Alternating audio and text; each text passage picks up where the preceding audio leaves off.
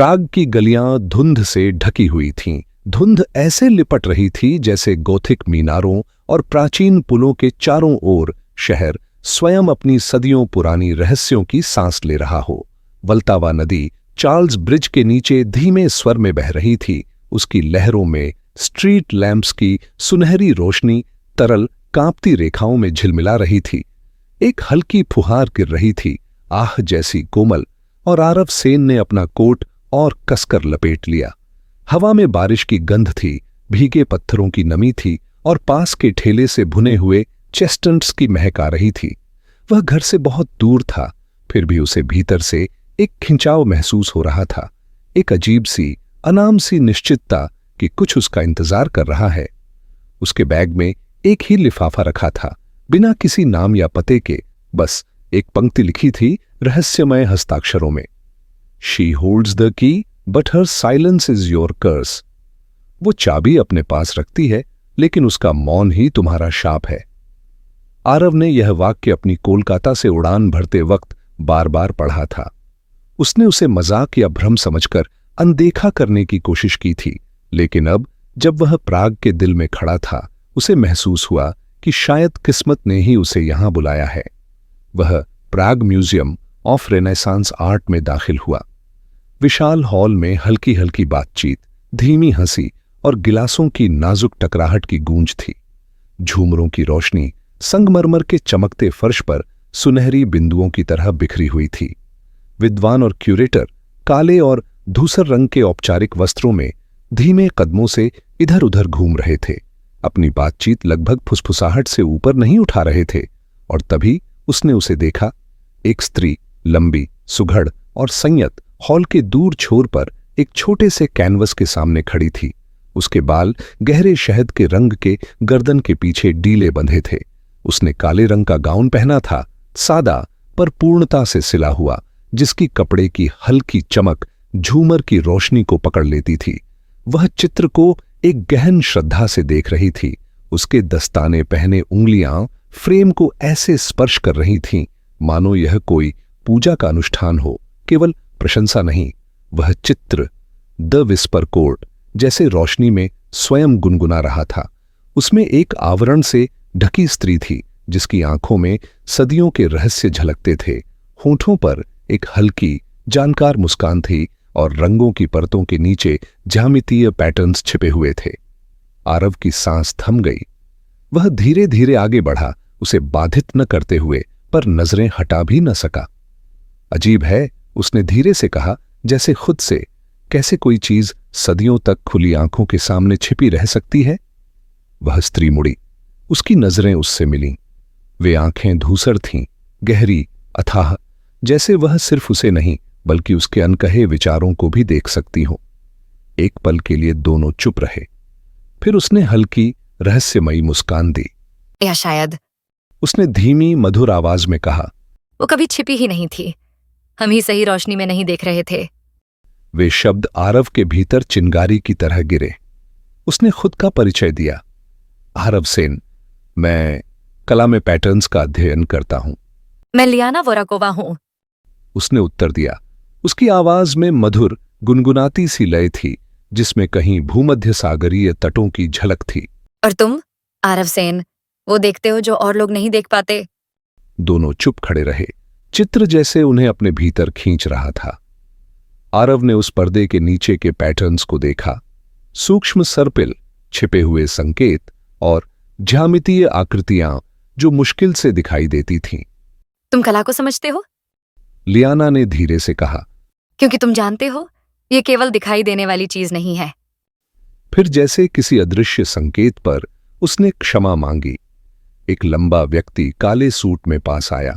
उसने चेक भाषा में कुछ फुसफुसाया और वह सिर हिलाकर उतनी ही शालीनता से वहां से चली गई, जैसे कोई अभ्यास किया हुआ, फिर भी स्वाभाविक प्रदर्शन। आरव वहीं खड़ा रह गया। उसकी नजर फिर चित्र पर गई। कोने में लगभग अदृश्य हल्का सा निशान था, LS। उसकी धड़कन तेज हो गई।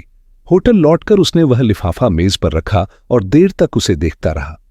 लिखावट जानी पहचानी सी लगी, फिर भी पराई। उसने लैपटॉप खोला और संग्रहालयों नीलामी अभिलेखों, निजी कलेक्शनों में खोज शुरू की। द विस्पर कोड कहीं भी दर्ज नहीं था और तभी स्क्रीन पर एक एनक्रिप्टेड प्रेषक से संदेश चमका। You are right, there is a map beneath the well, find me before they do. प्रेषक का नाम लियाना। एस आरव की छाती कस गई। प्राग की उस धुंध और बारिश के बीच इतिहास जैसे फिर से जाग उठा था और वह कोलकाता का एक कला इतिहासकार अब उसकी जाल में फंस चुका था। उसे महसूस हुआ सदियों पुरानी एक कथा फिर से अपनी यात्रा शुरू कर चुकी थी और वह अब उसका हिस्सा बन चुका था। उस रात उसे नींद नहीं आई। बाहर शहर पर धुंध और गहरी हो गई थी। सेंट वीट्स कैथेड्रल की दूर से आती घंटियां छतों के ऊपर गूंज रही थीं, धीमी, सधी हुई, जैसे किसी विशाल हृदय की धड़कन। उसके मन में बार बार वही दृश्य लौट रहा था। गैलरी, लियाना की आंखें और उस चित्र के पर्दे के नीचे छिपे वे गूढ़ संकेत। और कहीं उसी धुंध के भीतर खतरे की पहली परछाई जाग चुकी थी। अगली सुबह प्राग एक नाजुक सूरज के नीचे फीका पड़ा था। ऐसा सूरज जो अब भी उस लिपटी हुई धुंध को चीरने की कोशिश कर रहा था।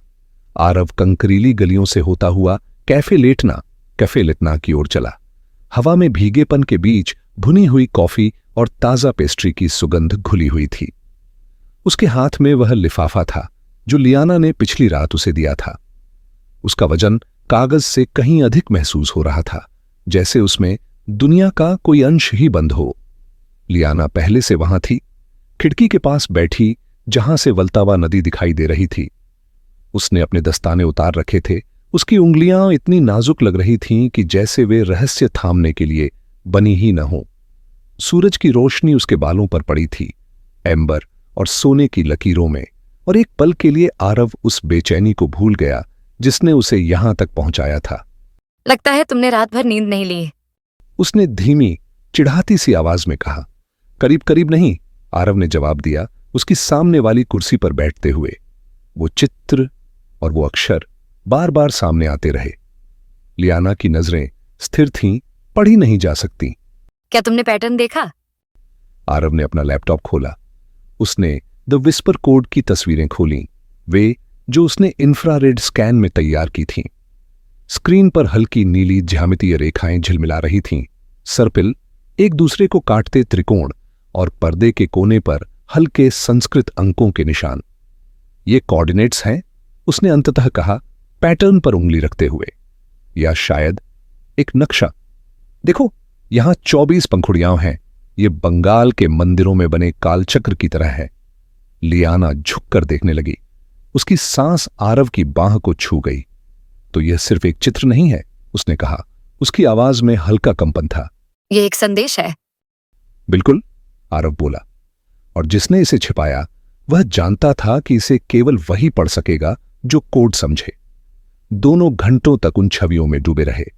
कैफे की रोशनी उनके कागजों पर गिर रही थी, जिन पर आरव के स्कैनर ने रंगों की परतों के नीचे सुनहरी बिंदुओं को दर्ज किया था। हर बिंदु, हर रेखा, हर हल्का सा निशान जैसे सदियों पुरानी किसी धड़कन का हिस्सा हो। तभी कैफे का दरवाजा खुला, गीली हवा का झोंका अंदर आया और छतरियों की क्लिक की आवाज गूंजी। एक आदमी गहरे कोट में अंदर आया, उनकी ओर देखा, फिर बिना कुछ कहे चला गया। लियाना तन गई। आरव ने देखा, उसकी आंखें बार बार दरवाजे की ओर लौट रही थीं। वे आ गए हैं, उसने फुसफुसाया। आरव ने भौहें सिकोड़ ली। कौन? द सर्कल, उसने कहा। उसकी आवाज इतनी धीमी थी कि मुश्किल से सुनाई दी। वे तुम्हें प्राग आने से ही देख रहे हैं। मैं तुम्हें बताना नहीं चाहती थी, अभी नहीं। आरव की रीढ़ में ठंडक दौड़ गई। The circle? लियाना ने सिर हिलाया। एक गुप्त संगठन जो महाद्वीपों तक फैला है। सरकारें, संग्रहालय, निजी संग्राहक, वे हर जगह हैं। वे उन रहस्यों, उस शक्ति और ज्ञान का सौदा करते हैं जो सदियों से छिपा है, और उन्हें वह चित्र चाहिए। आरव की उंगलियां उसके कॉफी कप पर कस गईं। क्या उन्हें पता है कि हम इस पर काम कर रहे हैं? उन्हें पता है कि मैंने तुमसे संपर्क किया है। लियाना ने स्वीकार किया। शायद वे सोचते हैं कि तुम सतर्क रहोगे, लेकिन मैं यह नियंत्रित नहीं कर सकती कि उन्हें क्या क्या पता है। आरव, पूरी तरह से नहीं। दोनों के बीच सन्नाटा छा गया। बाहर बारिश धीमी फुहार में बदल चुकी थी, कांच पर चांदी की लकीरें खींचती हुई। आरव के मन में विचारों का तूफान था। लियाना कब से इसमें शामिल थी? उसने कितना छिपाया था? और सिर्फ उससे मिलने भर से उसने उसे किस खतरे में डाल दिया था? फिर लियाना ने अपने बैग से एक छोटा सा लिफाफा निकाला। उसके किनारे जले हुए थे और कागज में धुएं की हल्की गंध थी। आरव ने उसे खोला। अंदर कुछ तस्वीरें थीं, वही चित्र, पर अल्ट्रावायलेट प्रकाश में ली गईं। हर तस्वीर के कोने में एक हल्का सा चिन्ह उभरा था, जैसे मकड़ी के जाले सा पैटर्न कैनवस में उकेरा गया हो। ये भी कोऑर्डिनेट्स हैं, आरव ने फिर कहा धीमे स्वर में। और ये परतों में है, एक नक्शा दूसरे पर, एक कोड दूसरे में। जिसने इसे बनाया उसने हर विवरण पर ध्यान दिया है। लियाना की उंगलियां उसकी उंगलियों से छू गईं जब उसने लिफाफा बढ़ाया। यह एक संयोग मात्र था, लेकिन उस छुअन ने दोनों के भीतर बिजली सी दौड़ा दी। एक अनकही निकटता, जिसे न तो कोई स्वीकार कर सका न इनकार। आरव ने कागजों से नजर उठाई। हमें इसे भारत के मंदिर आलेखों से मिलाना होगा। हाँ, लियाना ने सिर हिलाया। बिष्णुपुर, टेराकोटा के मंदिर, वहां के पैटर्न हमें और बताएंगे। आरव ने उसकी आंखों में देखा। उनमें चिंता से अधिक कुछ और था। एक गहराई, एक असुरक्षा, जो उसकी अपनी भावनाओं का प्रतिबिंब लग रही थी। वे एक दूसरे को कुछ ही घंटों से जानते थे, पर साझा खतरे ने उन्हें एक अदृश्य बंधन में बांध दिया था। तभी लियाना का फोन बजा। उसने देखा, होंठ सख्त हो गए, चेहरा तन गया। आरव ने उसकी मुद्रा में अचानक आया तनाव महसूस किया। उन्हें पता है कि हम कहाँ हैं और वे धैर्यवान हैं। तो हमें तेजी से काम करना होगा, आरव ने कहा। उसकी आवाज में अब जल्दबाजी थी। लियाना ने उसकी ओर देखा, कुछ पल ठहरी। तुम जानते हो आरव, मुझे सिर्फ उस कोट की चिंता नहीं है। तो फिर किस बात की? हमारी, उसने कहा। उसकी आंखों से जुड़ी रहीं। अगर उन्होंने हमें ढूंढ लिया तो हम छिप नहीं पाएंगे, उनसे नहीं और शायद खुद से भी नहीं। वे शब्द हवा में ठहर गए, जैसे चेतावनी, वादा और स्वीकारोक्ति, तीनों एक साथ। आरव ने अपने भीतर कुछ बदलता महसूस किया। भय और आकर्षण के बीच की रेखा धुंधली हो गई थी। प्राग आने के बाद पहली बार उसे एहसास हुआ, यह मिशन, यह कोड अब सिर्फ कला या इतिहास का मामला नहीं रहा। यह अब विश्वास, विश्वासघात और उस बंधन की कहानी बन चुका था, जो उन्हें बचा भी सकता था या मिटा भी सकता था। दोनों साथ उठे और नदी के किनारे किनारे चलने लगे। हर कदम जैसे उस अनदेखे तूफान के बीच उनकी एकता की गवाही दे रहा हो। शहर, जो सुबह की धुंध में सुंदर और मौन था, उनकी अनफोल्डिंग कहानी से अनभिज्ज सा दिखाई देता था। और कहीं परछाइयों में छिपा कोई उन्हें देख रहा था। बरसातों ने विष्णुपुर को हरा भरा बना दिया था। धरती गीले मखमल सी चमक रही थी और ऊपर आसमान स्टील के रंग का था। आरव और लियाना ट्रेन से उतरकर छोटे से स्टेशन प्लेटफॉर्म पर आए।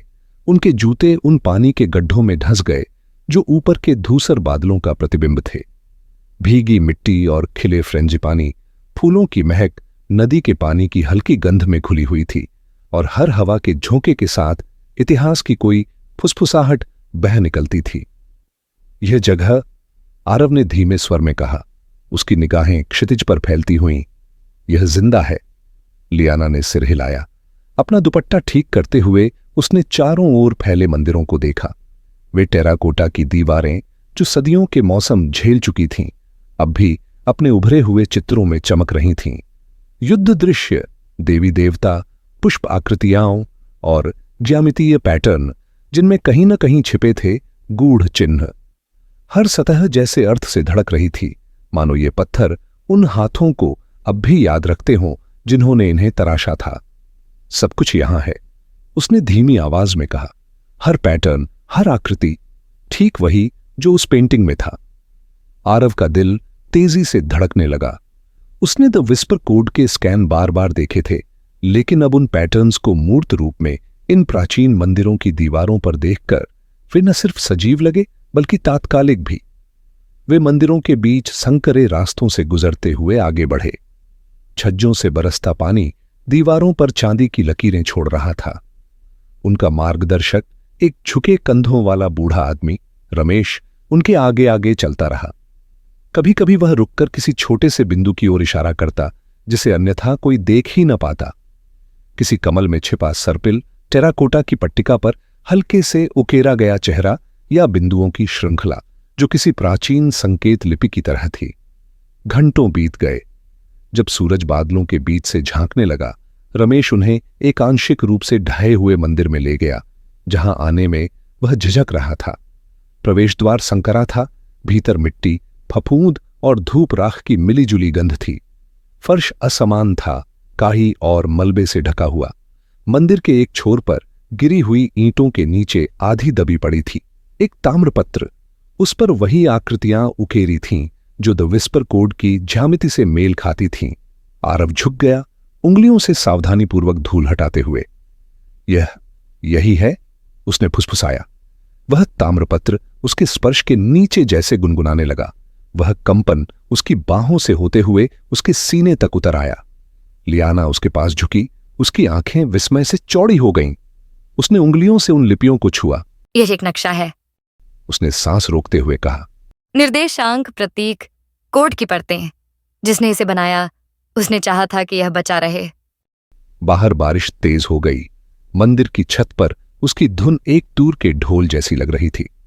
दीवारों की दरारों से छनती रोशनी भीतर ताम्रपत्र पर सुनहरी और हरी चमक के टुकड़े बिखेर रही थी। आरव के मन में विचारों की दौड़ लगी थी। वह इन प्रतीकों को प्राग की अल्ट्रा वायलेट स्कैन से जोड़ रहा था। ये सिर्फ कोऑर्डिनेट्स नहीं है, उसने धीरे से कहा। ये निर्देश हैं, कदम हैं, किसी और बड़ी चीज तक पहुंचने के लिए, किसी छिपे सत्य तक। लियाना का हाथ अनजाने में उसके हाथ से छू गया। उनकी नजरें मिलीं। उस एक पल में एक प्रश्न उनके बीच तैर गया। क्या वे एक दूसरे पर पूरी तरह भरोसा कर सकते थे, जबकि उनके चारों ओर छायाएं भी शायद उन्हें देख रही थीं? घंटों तक वे उस ताम्रपत्र पर काम करते रहे, हर चिन्ह को मंदिर की नक्काशियों से मिलाते हुए, आरव की नोटबुक में सब दर्ज करते हुए। जब वे बाहर निकले, पसीने और बारिश से भीगे हुए, तब आसमान साफ हो चुका था। टेराकोटा के शिखरों के ऊपर एक हल्का सा इंद्रधनुष फैल गया था। वे कुछ देर मौन रहे। खोज की तीव्रता ने उनके बीच एक अनकही निकटता छोड़ दी थी। अंततः लियाना ने कहा, आरव, मुझे तुम्हारे पास भेजा गया था।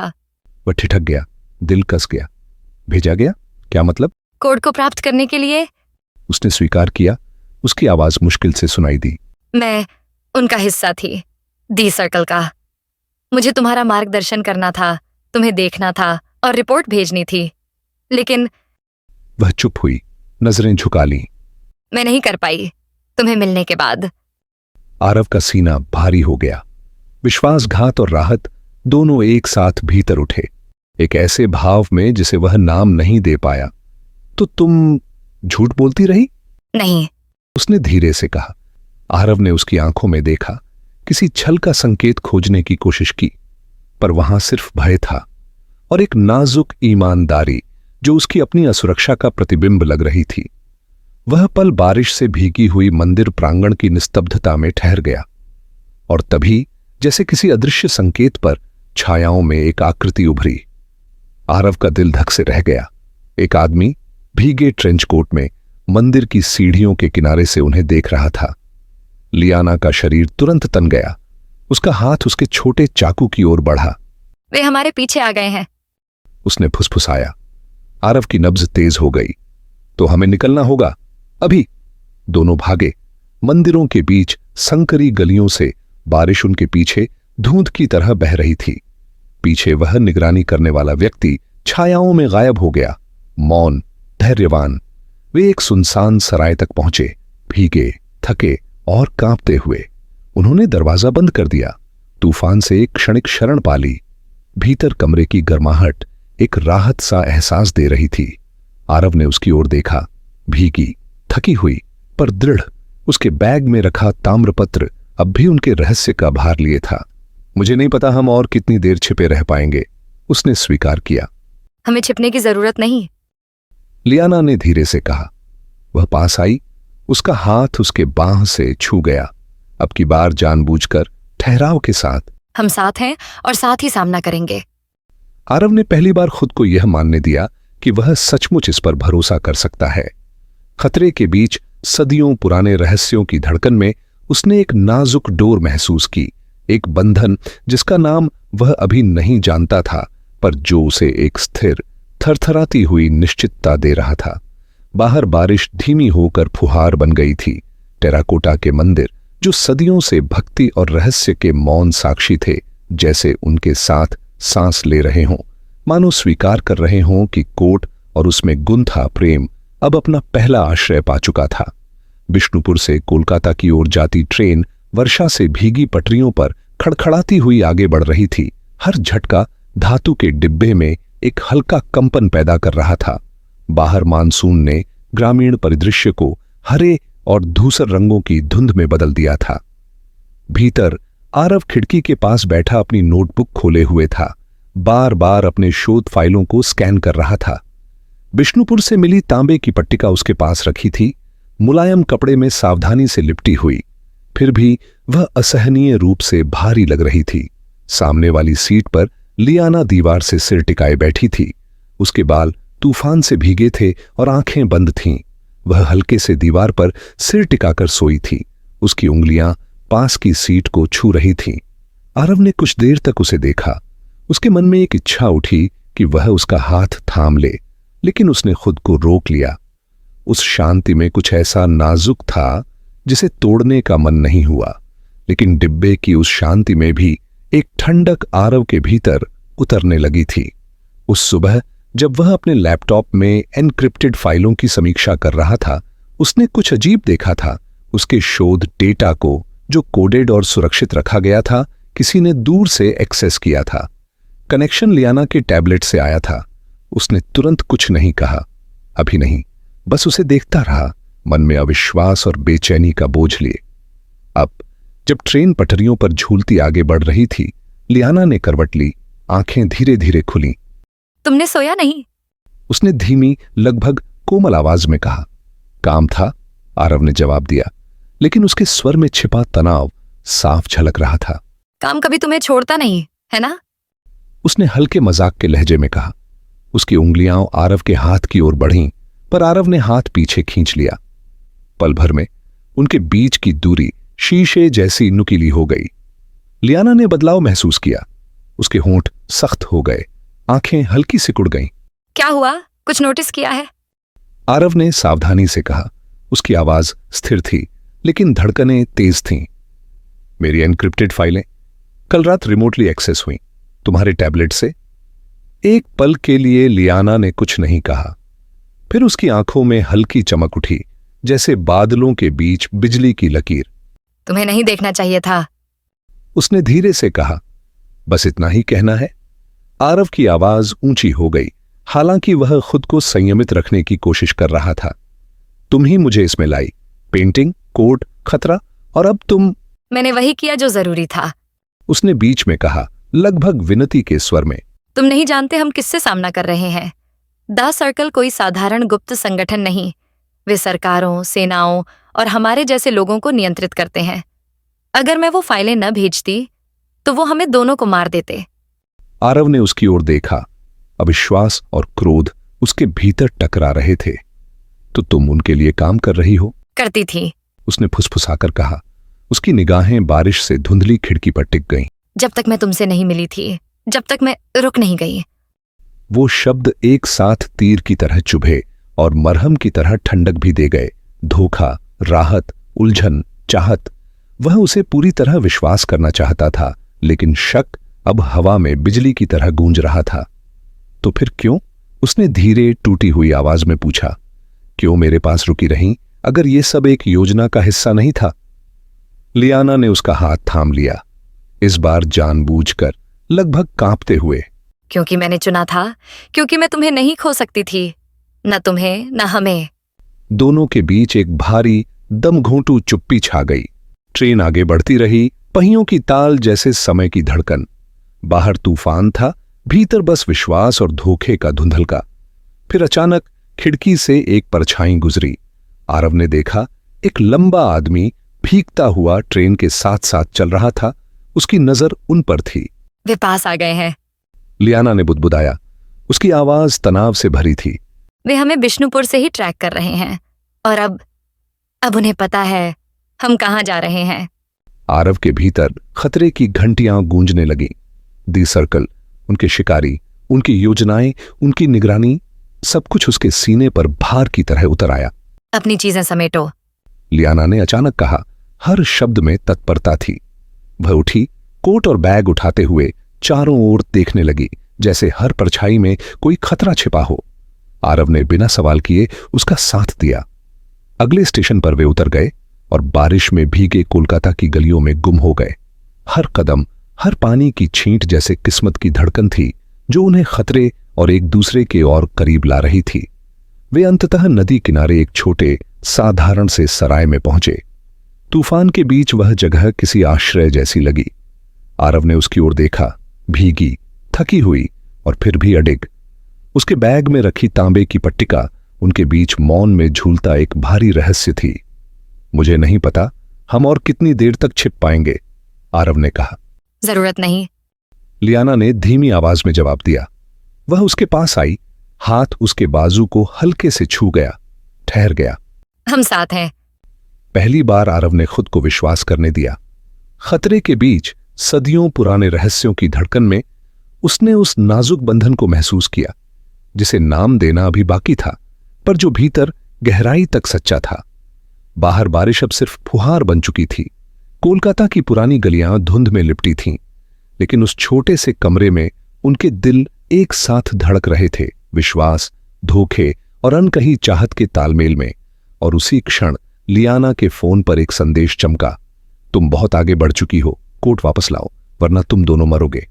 खतरा दूर था, पर उसका साया बहुत पास, और आरव ने उसी पल महसूस किया, दांव अब सिर्फ रहस्य का नहीं बल्कि प्यार, भरोसे और अस्तित्व का था, क्योंकि सर्कल हमेशा देख रहा था।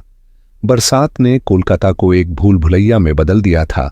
बारिश से भीगी गलियां, भूरे पानी से उफनते नाले जिनमें मिट्टी और सड़न की गंध बह रही थी। आरव और लियाना शहर में चुपचाप आगे बढ़ रहे थे, हर कदम नपातुला, हर नजर चौकन्नी। विष्णुपुर की वह ताम्रपत्र आरव के थैले में सुरक्षित रखी थी। उसका भार मानो यह याद दिला रहा था कि अब सदियों के रहस्य और खतरे उन्हीं के हाथों में थे। लियाना उसे संकरी गलियों से, बंद दुकानों और झिलमिलाती स्ट्रीट लाइटों के बीच से ले जाती हुई हुगली नदी के किनारे एक गोदाम तक लाई। उसका बाहरी हिस्सा समय की मार से झरझर था। ईंटें काली पड़ चुकी थीं, खिड़कियां तख्तों से ढकी थीं, फिर भी उसमें एक सावधानी से छिपे रहस्य का आभास था। यही है, उसने फुसफुसाया। उसकी आवाज में उत्सुकता की कसक थी। द आर्काइव का प्रवेश द्वार। आरव ने उस इमारत को गौर से देखा। दरवाजे के किनारों पर हल्की आकृतियां उकेरी हुई थीं, ज्यामितीय चिन्ह, वही पैटर्न जो उन्होंने चित्रों और मंदिरों में देखे थे। ये यहां कब से है? उसने पूछा। सदियों से, लियाना ने कहा। यह बाढ़ों, तूफानों और उन लोगों की उपेक्षा से भी बचा रहा जो इसके उद्देश्य को नहीं जानते थे। केवल सर्कल ही हमेशा जानता था कि इसे कहां ढूंढना है। गोदाम के एक ओर भारी ट्रैपडोर चरमराई। जब लियाना ने उसे खोला, भीगी मिट्टी और फफूंद की गंध से भरी ठंडी हवा उनके सामने आई। लकड़ी की सीढ़ियां फिसलन भरी थीं, उन पर वर्षों की नमी और शैवाल की परत जमी थी। आरव का दिल तेजी से धड़क उठा। खतरा मानो नीचे जाने से पहले ही महसूस हो रहा था। सीढ़ियों के नीचे था आर्काइव, पत्थर की मेहराबों वाला कक्ष, जिसकी दीवारों पर प्राचीन पांडुलिपियों, ताम्रपत्रों और चित्रों से सजी अलमारियां थीं, वे सब जो सदियों से गुप्त रखी गई थीं। कमरे के मध्य में एक तेल का दीप मंद रोशनी फैला रहा था, जिससे एक छोटी मेज पर रखे नक्शे और सांकेतिक पत्र साफ दिख रहे थे, जैसे वे उनके आने की प्रतीक्षा कर रहे हों। यह अद्भुत है, आरव ने सांस थामकर कहा, आगे बढ़ते हुए। हर वस्तु में इतिहास सांस ले रहा था, हर चिन्ह और आकृति में छिपे ज्ञान की प्रतिध्वनि थी। लियाना घुटनों के बल बैठी और एक ताम्रपत्र से धूल झाड़ने लगी। जो कुछ भी सर्कल ने कभी छिपाया, सब यहां है, उसने फुसफुसाया। कला, पांडुलिपियां, कोड, सब एक दूसरे से जुड़े हुए।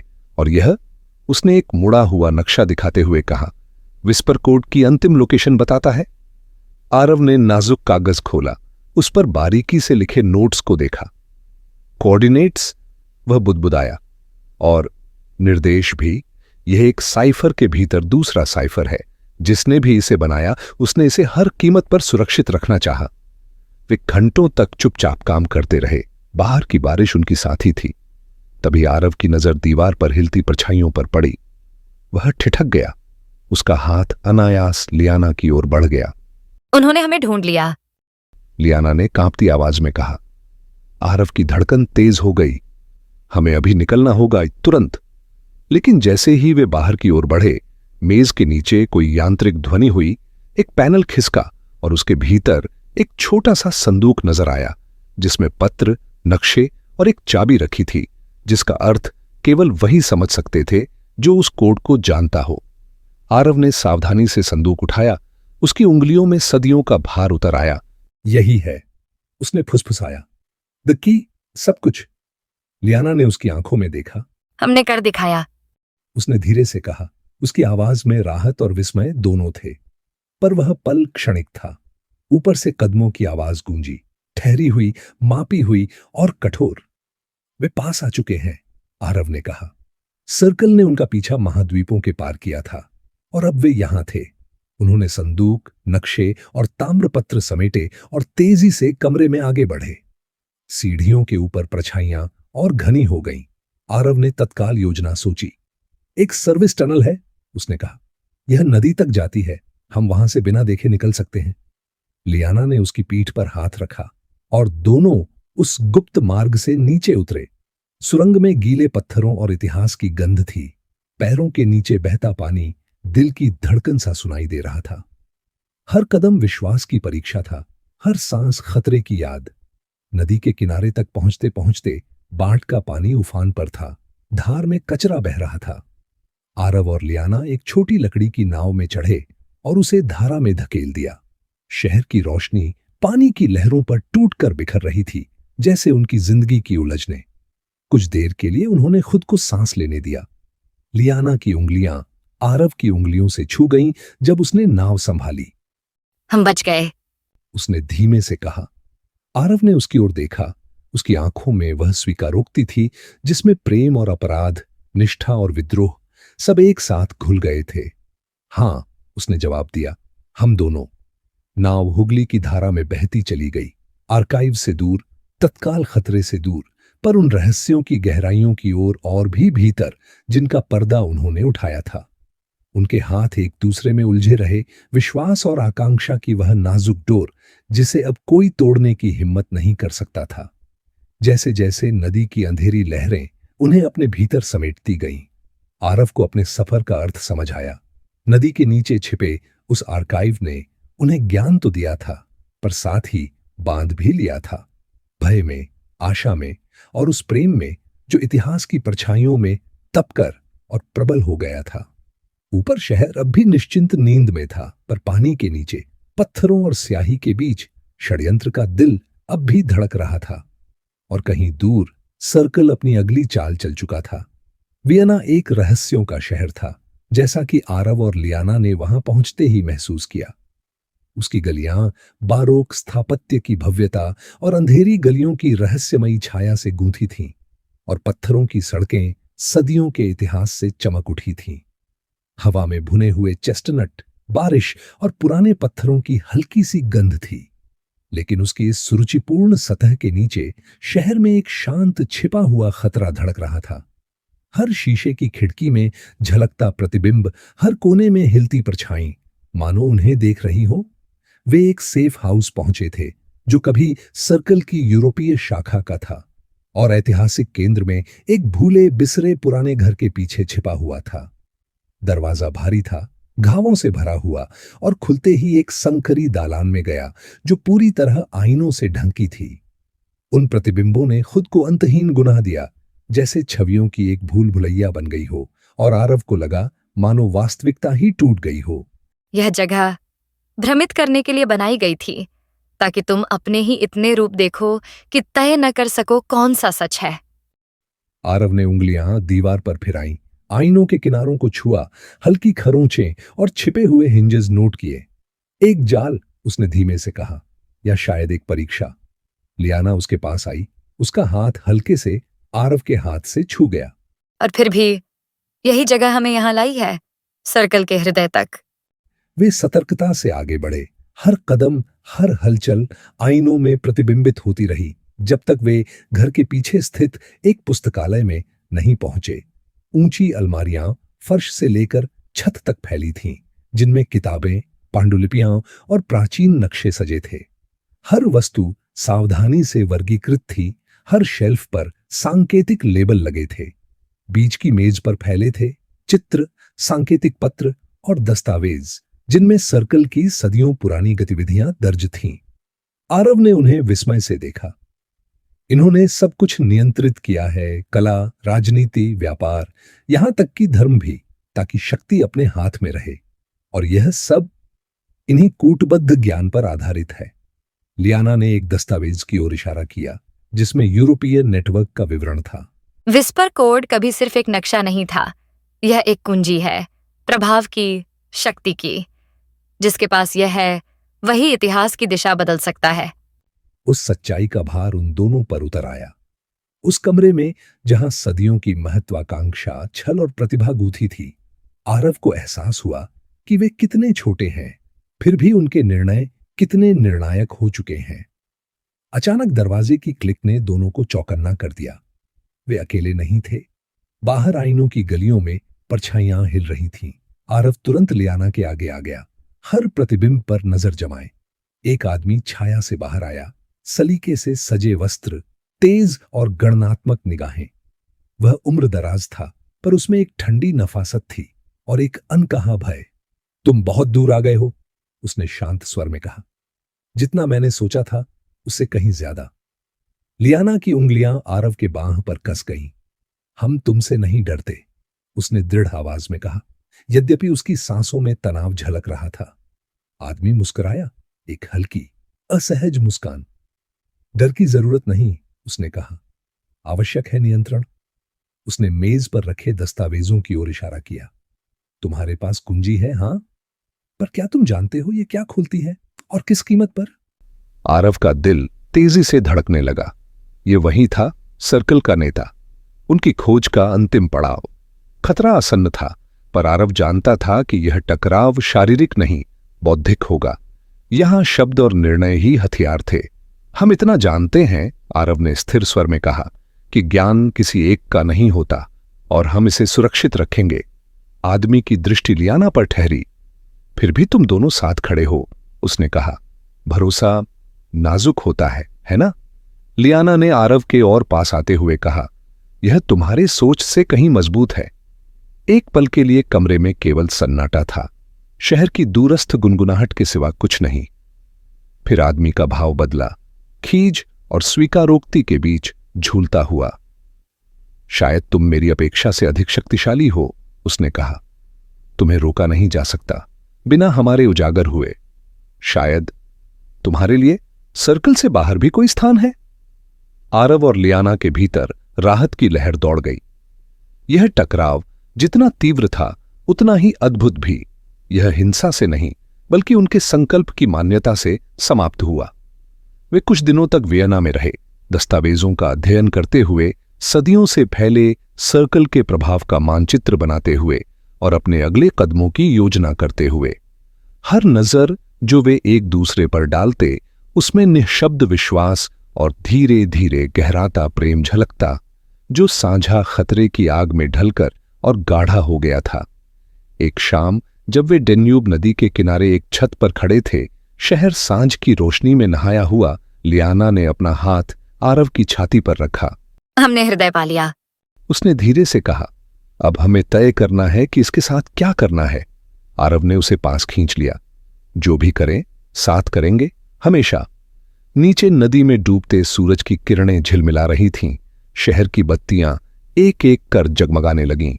उस पल में सारा भय, सारे रहस्य, सारी साजिशें मानो दूर लगने लगीं, पर वे दोनों जानते थे सर्कल की पहुंच अब भी फैली हुई थी। खेल अभी खत्म नहीं हुआ था, पर पहली बार प्राग के बाद आरव ने खुद को आशा करने की अनुमति दी, ज्ञान में, जीवित रहने में और लियाना में। और वियना की उन्हीं आईनों वाली गलियों में सर्कल के एजेंट फिर सक्रिय थे, उनकी अगली चाल की गणना करते हुए, अनजान की साझा खतरे में पनपा, वह प्रेम ही अब उनकी सबसे बड़ी कमजोरी बन चुका था। वियना की सुबह फीकी थी, ऊंची खिड़कियों से आती धूप तिरछी होकर कमरे में फैल रही थी, हवा में तैरते धूल के कणों को ऐसे पकड़ रही थी जैसे सोने के टुकड़े हों। आरव और लियाना शांतिपूर्वक चल रहे थे, उनके कदम मोटे कालीन पर धीमे पड़ गए थे, लेकिन उनके दिल अब भी पिछली रात की खोजों की धड़कनों से तेज चल रहे थे। उन्होंने कई घंटे बिताए थे, कला, राजनीति और गुप्त संकेतों के माध्यम से सर्कल के प्रभाव को सदियों तक ट्रेस करते हुए, जब तक इतिहास का भार उन्हें किसी जीवित सत्ता की तरह दबाने न लगा। सब कुछ यही है, आरव ने बुदबुदाया, अपनी उंगलियां एक पांडुलिपि पर फेरते हुए, जिसमें रहस्यों की एक वंशावली दर्ज थी, प्राग से लेकर बिष्णुपुर और फिर वेनिस तक। सर्कल की शक्ति, उसकी पहुंच और जो कुछ उन्होंने छिपाया। लियाना ने सिर हिलाया, उसकी आंखें उन प्राचीन दस्तावेजों पर दौड़ रही थीं। और फिर भी इतना सब होने के बाद भी उन्होंने कभी यह नहीं सोचा था कि हम खुद इसे देखेंगे और एक अलग रास्ता चुनेंगे। आरव ने उसकी ओर देखा, उसके चेहरे की नाजुक रेखाएं, आंखों में चमकती दृढ़ता और वह असुरक्षा जिसे वह छिपाने की कोशिश कर रही थी, एक पल के लिए बाहरी दुनिया जैसे थम गई। हमने सब कुछ दांव पर लगा दिया और फिर भी मैंने कभी खुद को इतना जीवित, इतना निश्चित महसूस नहीं किया। लियाना की नजर नरम हुई, उसने अपना हाथ आगे बढ़ाया और उसकी उंगलियां आरव की उंगलियों में पिरो दीं। और फिर भी यह तो बस शुरुआत है। जो ज्ञान अब हमारे पास है, वह जितनी शक्ति है उतनी ही जिम्मेदारी भी। वे सुबह भर काम करते रहे, द विस्पर कोड, ताम्रपत्रों और टेराकोटा मंदिरों में छिपे अंतिम निर्देशों को जोड़ते हुए। हर खोज केवल छिपे हुए स्थान नहीं बताती थी, बल्कि वे दार्शनिक सत्य भी प्रकट कर रही थी जिन्हें सर्कल ने सदियों से सुरक्षित रखा था। संतुलन, नैतिकता और विवेक के बिना ज्ञान के प्रयोग के परिणामों के बारे में। दोपहर तक उन्होंने अंतिम निर्देशों के स्थान का पता लगा लिया। शहर के बाहरी क्षेत्र में स्थित एक पुराना भुला दिया गया एबी, जो सदियों पहले त्यागा गया था, परंतु रहस्यों की परतों के नीचे अब भी संरक्षित था।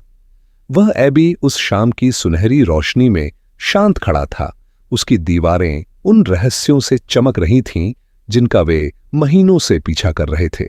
यही है सभी कोड़ों, नक्शों और साजिश के हृदय का अंत। आरव ने सिर हिलाया, ताम्रपत्रों वाला बैग कसकर पकड़े हुए। और एक बार हम अंदर गए, उसने कहा, तो लौटने का कोई रास्ता नहीं। वे सावधानी से एबी में दाखिल हुए। हवा धूल और सन्नाटे से भारी थी। भीतर का भाग विशाल था, उसका गलियारा अंधेरे में खोया और रंगीन कांच की खिड़कियों से छनकर आती धूप ही एकमात्र रोशनी थी।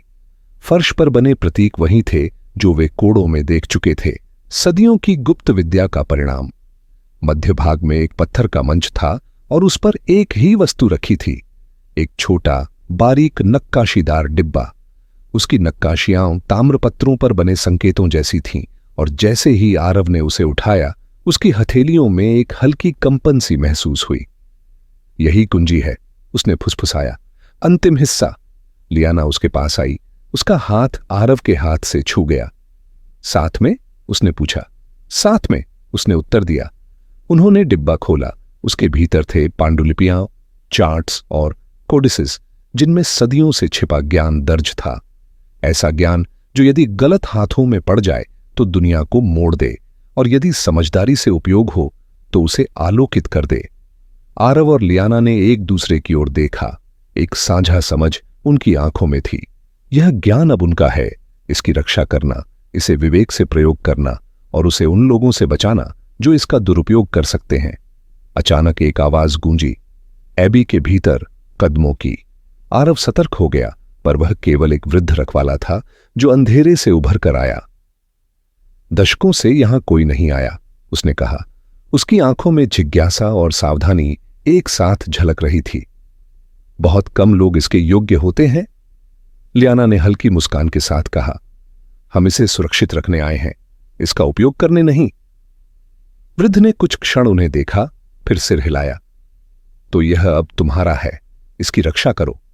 जैसे जैसे संध्या ढलती गई वे एबी से बाहर निकले। शहर सुनहरी आभा में नहाया हुआ था। आरव और लियाना शांत गलियों से साथ साथ गुजरे। उनके हाथ एक दूसरे में पिरोए हुए, ताम्रपत्र और पांडुलिपियां सुरक्षित छिपी हुईं और सर्कल की पकड़ फिलहाल दूर। डेन्यूब नदी के पुल पर रुककर आरव ने लियाना को अपने करीब खींचा। हम बच गए, उसने धीमे से कहा। सर्कल, विश्वासघात, रहस्य, और फिर भी हम यहां हैं। लियाना ने अपना माथा उसके माथे से लगाया। क्योंकि हमने एक दूसरे पर भरोसा किया, उसने फुसफुसाया। क्योंकि हर खतरे, हर छल के बावजूद हमने साथ खड़े रहना चुना। उनके होंठ मिले, एक शांत कांपती हुई पुष्टि कि उन्होंने जो सहा और जो पाया वह वास्तविक था।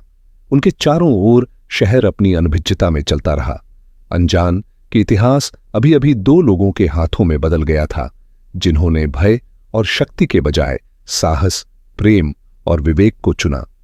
आने वाले महीनों में उन्होंने अपनी खोजों को दर्ज किया, सुनिश्चित किया कि सर्कल फिर कभी उन्हें न पा सके, और धीरे धीरे धैर्यपूर्वक साधारण जीवन की ओर लौटे, पर भीतर से सदा के लिए बदल चुके थे। हर नजर, हर स्पर्श, हर स्मृति में यह चेतना थी कि खतरे और प्रेम ने मिलकर उनकी नियति को गढ़ा था। एक शाम आरव अपने जर्नल में लिख रहा था, कुछ कहानियां केवल सुनाई नहीं जाती, वे जी जाती हैं। वे साहस, प्रेम और अटूट विश्वास मांगती हैं, और अंत में सबसे बड़ा रहस्य स्वयं ज्ञान नहीं होता, बल्कि उसे सुरक्षित रखने का निर्णय, और वह दिल जो तुम्हारे साथ उसे चुनता है। लियाना उसके पास लेटी थी, उसकी नोटबुक की धूल पर उंगलियों से आकृतियां बनाती हुई हल्के से मुस्कुराई। जैसे ही सूरज वियना के ऊपर ढला, आकाश सुनहरे और गुलाबी रंगों में रंग गया। आरव और लियाना फिर से उस छत पर खड़े थे, हाथों में हाथ डाले हुए। साजिश का तूफान अब बीत चुका था, पीछे बची थी केवल एक शांत निश्चितता, साझा विजय और प्रेम की वह नर्म, अमिट धड़कन जो खतरे के बीच खिली थी।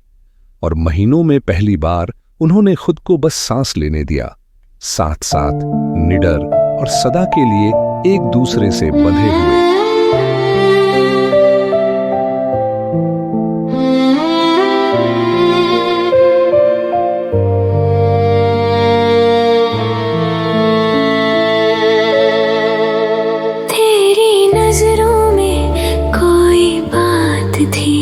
जैसे सदियों की मुलाकात थी, सांसों में खुला था एक इकरार, बिन बोले भी कह गया प्यार।